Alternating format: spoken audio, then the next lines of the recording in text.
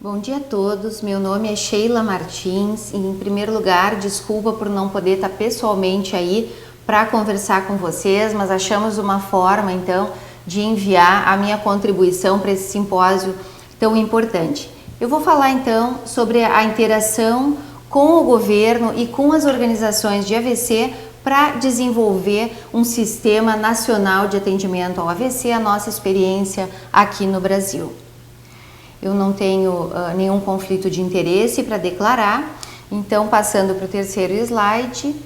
O Brasil é um país com 200 milhões de habitantes, com enormes diferenças sociais, culturais e econômicas. O próximo slide nos mostra grandes cidades no Brasil, bem desenvolvidas e com toda a estrutura de países desenvolvidos.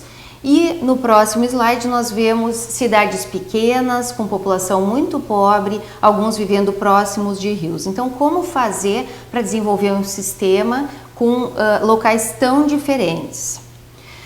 No slide 6, o Brasil é o único país com mais de 100 milhões de habitantes que assumiu o desafio de ter um sistema universal, público e gratuito de saúde.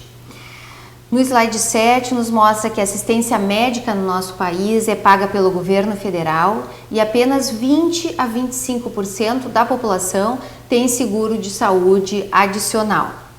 O SAMU, que é o nosso pré-hospitalar, cobre 70% da população e atende por um único número, o 192. No slide 8, nós estamos mostrando que por muitos anos o único esforço no Brasil, o único esforço do Ministério da Saúde foi tentar controlar os fatores de risco para o AVC, então controlar a hipertensão, diabetes e fumo, que são muito importantes, mas que não foram suficientes para diminuir o impacto dessa doença no país. Aspectos importantes do cuidado foram negligenciados. Não existiam ações para melhorar a assistência hospitalar e uma grande quantidade de recursos eram utilizados para pagar o tratamento das complicações e da incapacidade após o AVC.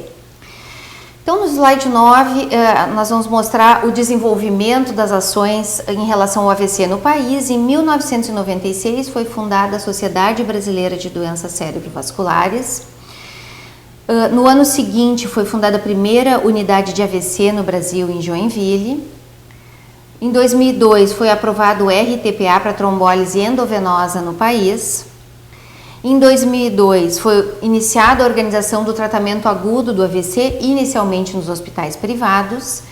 Em 2003 começou a se organizar o tratamento endovascular no AVC agudo.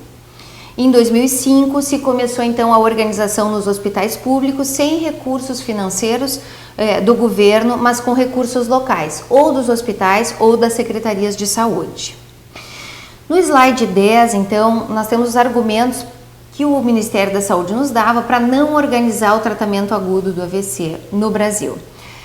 Então, o que eles nos diziam? Nós temos muitas prioridades de saúde no Brasil.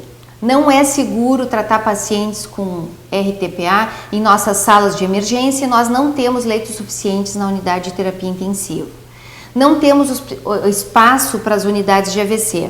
Não conseguimos fazer tomografia em menos de 3 horas nos hospitais públicos. Não conseguimos tratar o paciente nessa curta janela de tempo e o RTPA é muito caro para o Brasil. Então, nós fomos tentando contestar todos esses argumentos. E no próximo slide nos mostra, então, que o Brasil tem 400 mil casos de AVC por ano. O AVC é a primeira causa de morte no país, com mais de 100 mil mortes, dados oficiais do Ministério da Saúde, com uma mortalidade de 25%. Então, como é possível a primeira causa de morte no Brasil não ser prioridade? No slide 12, o próximo argumento, que é a falta de um lugar seguro dentro do hospital para tratar os pacientes. Então, aqui no slide 13 vocês veem realmente as emergências dos hospitais públicos do Brasil, sempre superlotadas, sem um espaço seguro para monitorizar o paciente, para cuidar da pressão arterial. E no slide 14 nós vemos o exemplo do Hospital de Clínicas de Porto Alegre, que é o hospital público que eu trabalho, e que conseguiu criar uma unidade vascular, uma unidade pequena para o atendimento de urgência do AVC, infarto, doenças agudas da aorta e embolia pulmonar. Então, todas as doenças tempo dependentes, doenças vasculares agudas que necessitam de um time rápido para o atendimento, para cuidar o tratamento e as complicações. Então, com essa unidade mista, com apenas 5 macas, não eram nem leitos, mas todos monitorados e principalmente com a equipe, nós conseguimos iniciar o atendimento do AVC no Brasil. No slide 15 mostra uma publicação da revista Stroke, com grandes especialistas no mundo reconhecendo essa unidade vascular. No slide 16 vocês veem uma alternativa para resolver o problema de emergências superlotadas e falta de leitos de terapia intensiva e falta de espaço para construir unidades de AVC agudo. Podem ser utilizadas unidades vasculares, como foi feito no Brasil para o manejo do AVC. No slide 17, então, nos mostrando que a tomografia, que se pensava não se conseguir fazer rapidamente para o tratamento do AVC agudo, nos hospitais públicos, no slide 18, nós mostramos que sim, é possível. Então, aqui os primeiros anos da nossa unidade vascular, mostrando que o porta médico era de 6 horas antes da criação dessa unidade, passou a 10 minutos depois da criação do programa. Porta tomografia, que era de 12 horas, passou a 25 minutos. E o porta tratamento, que antes era apenas utilizar aspirina no AVC isquêmico, passou a implantar terapia trombolítica e já no primeiro ano 68 minutos de porta agulha, mostrando sim, é possível fazer o tratamento nos hospitais públicos no Brasil. No slide 19, nós vemos também que é seguro, mostrando então que mínima ou nenhuma incapacidade em 3 meses. Antes da gente implementar o tratamento e a unidade de AVC agudo, nós tínhamos 32% dos casos de AVC isquêmico e depois 54% dos pacientes que receberam terapia trombolítica, comprovando os resultados internacionais de que ela diminui incapacidade. E abaixo mostrando a diminuição da mortalidade, então de 12% para 8% com a criação desse programa. Então sim, é seguro fazer e salva vidas. No slide 20, a próxima questão, que era o custo. É muito caro utilizar trombolítico no sistema público de saúde. Foi feito um estudo de custo-efetividade no Brasil, no sistema público, e mostrando que trombólise nos hospitais públicos é custo-efetivo e ainda economiza, salva money após o 2º ano pós início de tratamento. Então, no slide 21, mostrando a continuidade do desenvolvimento, do nosso desenvolvimento da assistência para o AVC, em 2008, então, se iniciou um projeto piloto no país, junto com o Ministério da Saúde, para ver se era factível implementar a organização do AVC. No mesmo ano, foi fundada a Rede Brasil AVC, uma organização não governamental, fundada por neurologistas vasculares, mas que englobou fisioterapeutas, terapeutas ocupacionais, fonoaudiólogos, outros profissionais médicos, cardiologistas, clínicos, jornalistas, associações de pacientes, todos trabalhando juntos, então, para melhorar a assistência do AVC no país. E a primeira função da Rede Brasil AVC foi auxiliar o Ministério da Saúde a criar um programa nacional de AVC. Nesse mesmo ano, nós implementamos um projeto piloto da telemedicina. Esse programa nacional, então, que nós auxiliamos a montar, era composto de 5 componentes principais: campanhas de educação para a população, a gente está vendo aqui no slide 22, treinamento do pré-hospitalar, o SAMU, desenvolvimento dos centros de AVC, treinamento de todos os componentes da atenção para o AVC, atenção primária, para prevenção primária e secundária e reconhecimento de AVC, além do treinamento dos centros de AVC e da população. Implementação de programas para reabilitação precoce e suporte familiar também fazia parte do programa. Então, no slide 23, vocês vão ver os 35 centros de AVC no país, já existentes naquela época, em 2008, que se uniram, então, para juntos tentar implementar um programa no restante do país, sempre baseados no rápido resgate do SAMU. O slide 24, então, mostra como é que foi o primeiro passo, a avaliação da situação no país. Então, visitando cada estado e conversando com secretários de saúde de estado, município, hospitais e neurologistas para avaliar a situação e definir que hospitais na minha região podem ser um centro de AVC. E após isso, era visitado cada hospital para avaliar a estrutura e a equipe. No slide 25, o segundo passo, a partir das visitas, um plano específico para cada local, de acordo com as necessidades e com os recursos disponíveis. E sempre sugeríamos que se construísse uma unidade de AVC, pelo menos uma unidade de AVC agudo, e no caso de não ter espaço, a alternativa da unidade vascular. No slide 26, os programas de treinamento, então, de toda a rede.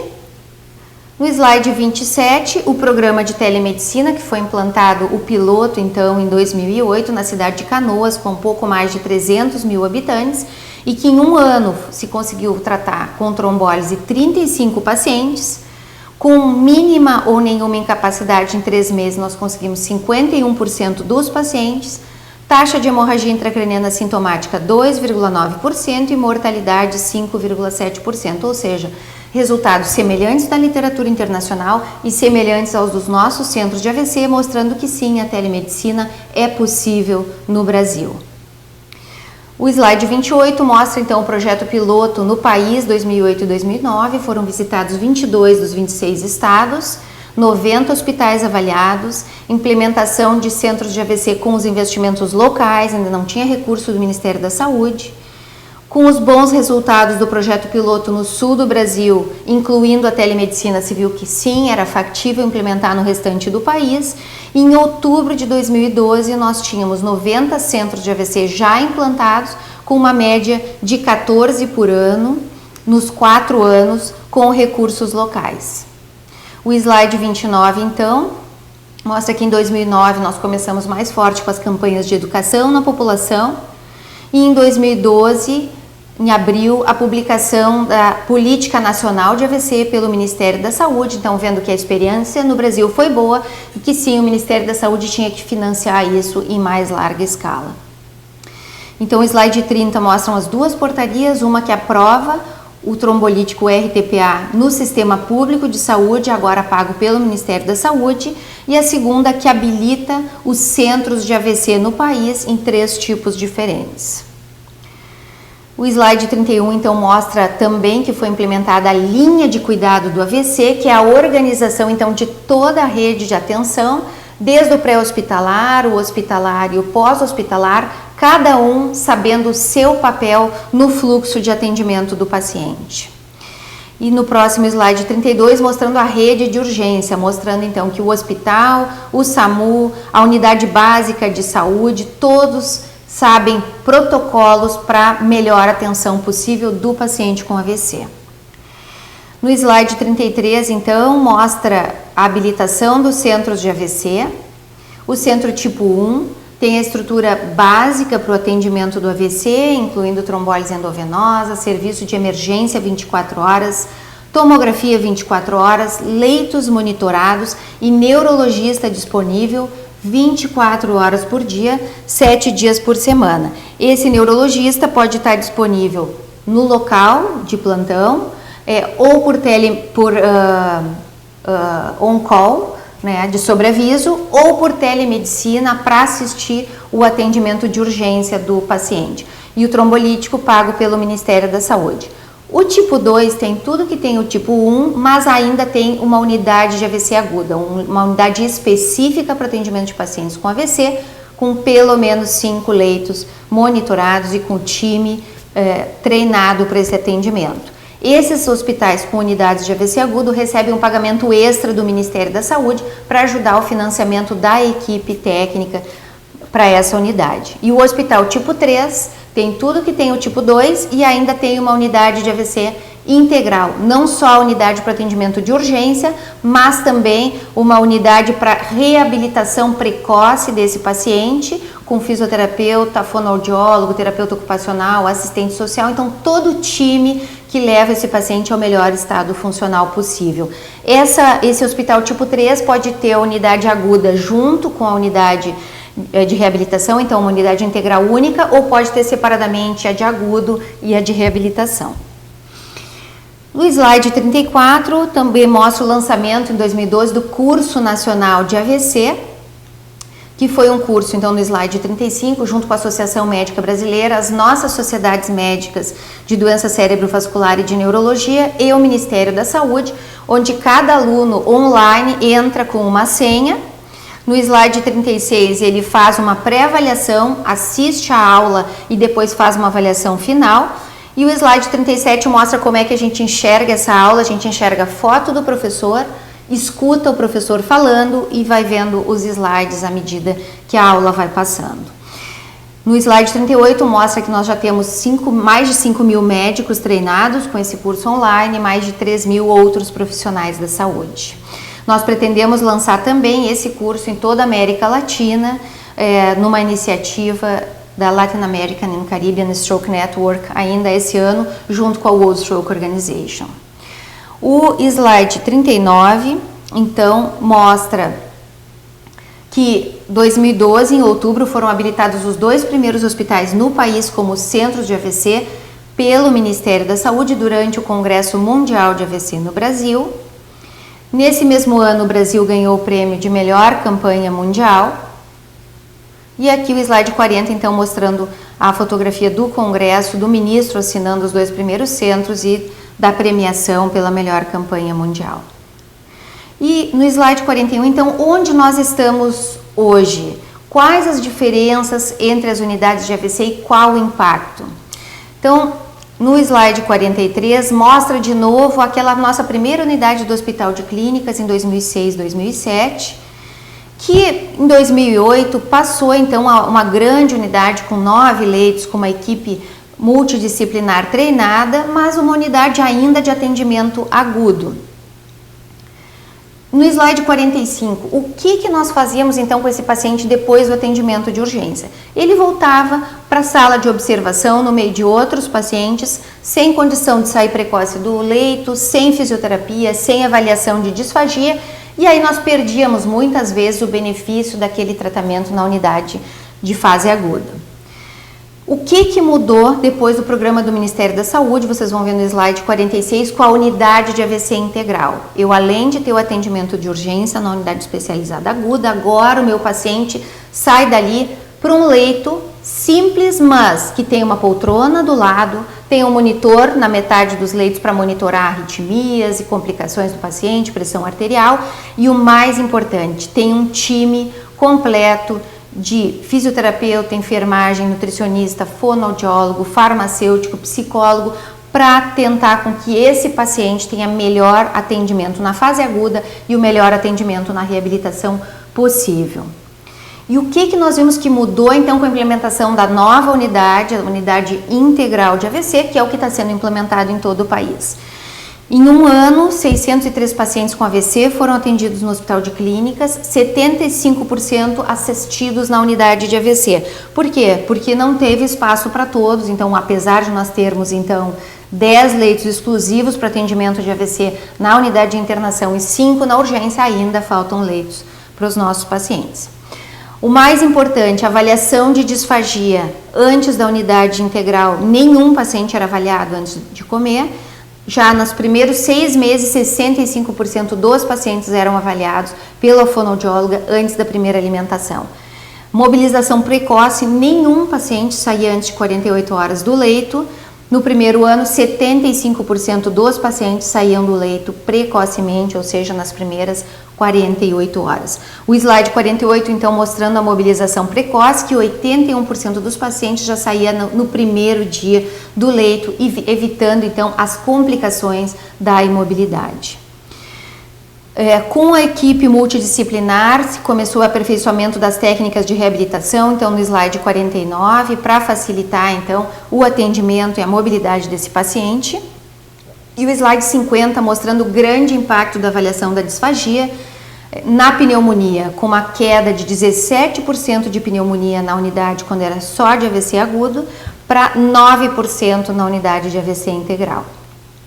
O slide 51 mostrando a queda dos óbitos, que era de 12% na unidade de agudo para 8% na unidade, 12% antes do programa de AVC no Hospital de Clínicas, caiu para 8% com a unidade agudo e caiu para 5% com a unidade de AVC integral. Tempo de hospitalização no slide 52, mostrando que antes da criação de um programa de AVC nós tínhamos uma média de 22 dias de internação, caiu para 12 dias de internação e com a unidade de AVC integral caiu então para 9 dias de internação, mostrando o grande impacto do atendimento adequado e da equipe multidisciplinar para tratar esse paciente e fazer com que ele receba a alta mais precocemente. Proporção de pacientes que necessitaram de UTI, porque era uma das queixas, então nós precisamos de UTI para esses pacientes porque vão começar a receber terapia trombolítica. O que nós vimos? Antes da criação do programa e da implementação de terapia trombolítica, 17% dos pacientes com AVC precisavam de UTI. Com a unidade de AVC agudo e a implementação de terapia trombolítica, isso caiu para 10%, com aquela unidade bem simples que eu mostrei para vocês no início. E isso caiu então para 7% com a unidade de AVC integral. Então, com um centro de AVC, eu tenho diminuição da necessidade de UTI para o atendimento desses pacientes. No slide 54, mostrando outra coisa muito importante, que é a educação do paciente e das famílias durante a hospitalização. Então, aqui vocês vendo o grupo de familiares e pacientes que acontece uma vez por semana com a equipe multidisciplinar, para eles saberem como fazer a prevenção depois, que devem seguir a fisioterapia, sinais de alerta de AVC, quando procurar o hospital com urgência. E no 55 mostra os 9 anos então de funcionamento do Hospital de Clínicas como centro de AVC. Nós já temos 604 pacientes trombolizados com terapia endovenosa, com 100 a 120 pacientes tratados por ano, uma elegibilidade de 18% para terapia trombolítica, 55% com mínima ou nenhuma incapacidade em 3 meses, menos de 5% de hemorragia cerebral sintomática e uma mortalidade de 8%. Então, mostrando resultados iguais à literatura internacional e que é possível sim se fazer no sistema público de saúde um atendimento adequado com um grande impacto em morbidade e mortalidade desses pacientes. O slide 56 mostra que dos pacientes atendidos no hospital, 54% teve procura espontânea, 43% veio pelo SAMU, pelo pré-hospitalar. Que o SAMU, daqueles que ele traz com suspeita de AVC, 85% o diagnóstico está correto, e daqueles que conseguiram receber terapia trombolítica, 87% veio com ambulância, veio com SAMU, mostrando a importância do atendimento pré-hospitalar para a rapidez do paciente na urgência, para que a gente possa realmente oferecer tratamento para esses pacientes. O atendimento de AVC na rede de Porto Alegre, então é o slide 57, mostrando que progressivamente foram aumentados o número de pacientes tratados com trombólise na cidade. Então, no hospital nós temos 18% de elegibilidade, mas a população toda de AVCs da cidade foi progressivamente sendo tratada, com 7,5% em 2011 e 2012. No slide 58, o que era a nossa rede até 2012, antes do programa do Ministério da Saúde, e a partir de 2013, no slide 59, mostrando que agora nós temos 15 hospitais com atendimento público, então, do AVC em Porto Alegre, região metropolitana, com 4 milhões de habitantes. O slide 60, mostrando então dados do Brasil, os 33 primeiros hospitais habilitados no Brasil como centros de AVC pelo Ministério da Saúde. Vocês veem cada linha um hospital, mostrando a queda progressiva de mortalidade nesses hospitais, e no slide 61, uma avaliação de 80 mil pacientes no país, mostrando a queda progressiva de mortalidade de 17,9 em 2010 para 12,8 no final de 2014 nestes centros de AVC. O slide 62 mostra o que mudou, então, antes e depois da implementação do programa do Ministério da Saúde. Antes, nós não tínhamos investimento nos hospitais, depois passamos investimento em unidades de AVC. Então, os hospitais com unidade de AVC recebem adicionalmente para pagar a equipe que está envolvida com o atendimento desses pacientes. O reembolso pelo atendimento do AVC era de $300 até 14 dias de internação, incluindo 2 tomografias de crânio, ecografia de carótidas e ecocardio. e passou a ser, então, além desses $300 pela internação, mais $150 por dia por leito por paciente atendido na unidade de AVC, mais o pagamento de tomografia, ecografia de carótidas e ecocardiograma. O tratamento trombolítico antes era pago localmente ou pelos hospitais ou pelas autoridades locais de saúde, passou a ser pago pelo Ministério da Saúde. O Ministério da Saúde negociou uma redução do custo do trombolítico, que era $1.200 por paciente, passou a $330 por paciente a partir do Programa Nacional. E a educação que era feita pela Sociedade Brasileira de Doenças Cerebrovasculares passou a ser feita pelo Ministério da Saúde em parceria com a Rede Brasil AVC e com as sociedades. No slide 63, então, ainda mostra que em 2013 nós conseguimos estabelecer a Rede Nacional de Pesquisa em AVC do Ministério da Saúde com recurso nacional para pesquisa de fase aguda e pesquisa epidemiológica e pesquisa básica em AVC. 64 mostra a importância da telemedicina. O Brasil é um país com dimensões continentais, com apenas 5.000 neurologistas. E nós temos então hoje hospitais privados com expertise em AVC, dando suporte a hospitais públicos para o atendimento de urgência em tempo real. O 65 mostra uma novidade que é o Join, que é um sistema japonês, que nós temos no iPhone o acesso em tempo real à tomografia, ressonância, angiotomografia e mais um chat para discussão do caso com o residente ou com o neurologista sem experiência a respeito do caso que chegou, a hora da tomografia, a imagem, eu consigo mudar a janela da tomografia para enxergar melhor os sinais precoces de AVC e decidir juntos se o paciente recebe ou não tratamento de fase aguda. Esse foi um grande avanço e realmente nós temos comparado os resultados da decisão pelo Join com os resultados in loco e não tem diferença. Então isso pode ajudar bastante o desenvolvimento de toda a América Latina. No 66, os desafios: aumentar o número de centros de AVC, aumentar o treinamento de todos os profissionais de saúde, a telemedicina tem que ser implantada em mais larga escala, a implementação do tratamento endovascular nos centros de maior complexidade, nós já usamos nos privados, mas tem que ser implementado no sistema público, e aumentar o conhecimento da população sobre o AVC. No 67 está programado, nós estamos criando neste momento a Latin American and Caribbean Stroke Network, para trabalhar, que nós possamos trabalhar juntos com os governos em programas nacionais. Nós temos apoio da Organização Pan-Americana de Saúde.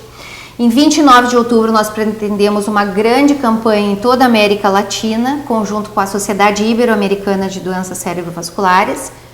No dia 30 e 31 de outubro, antes do Congresso Mundial de Neurologia no Chile, nós teremos um encontro ministerial sobre o AVC junto com a American Heart, American Stroke Association. E esses resultados serão apresentados no Congresso Mundial com a Carta de Santiago, nos falando o que é importante para o desenvolvimento do AVC nos nossos países da América Latina. No 68 mostra o artigo Passado, Presente e Futuro do AVC nos países de médio desenvolvimento, a experiência brasileira. Esse foi o nosso início, foi publicado em 2013. E aqui o vídeo que resume então todo esse programa.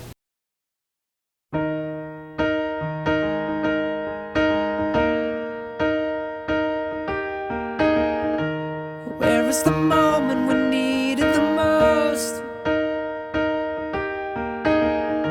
you kick up the leaves and the magic is lost. Tell me your blue skies fade to gray, tell me your passion's gone away, and I don't need no carrying on. You stand in the line just to hit a new low, you're faking a smile with the coffee to go. And tell me your life's been way offline, you fall into peace.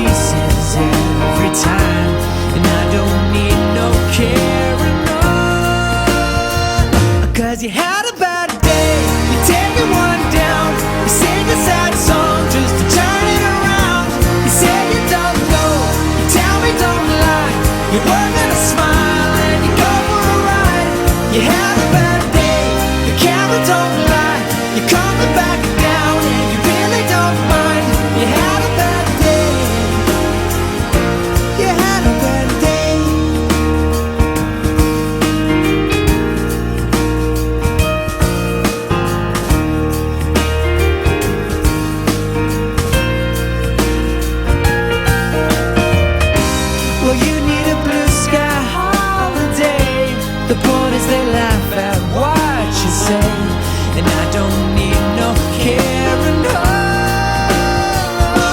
You had a bad day, you're taking one down. You sing a sad song just to turn it around. You say you don't know, you tell me don't lie. You work at a smile and you go for a ride. You had a bad day, the camera don't lie. Muito obrigada, eu estou à disposição de vocês, esse é o meu e-mail, espero ter contribuído para ajudar o desenvolvimento do AVC, do atendimento do AVC no Chile.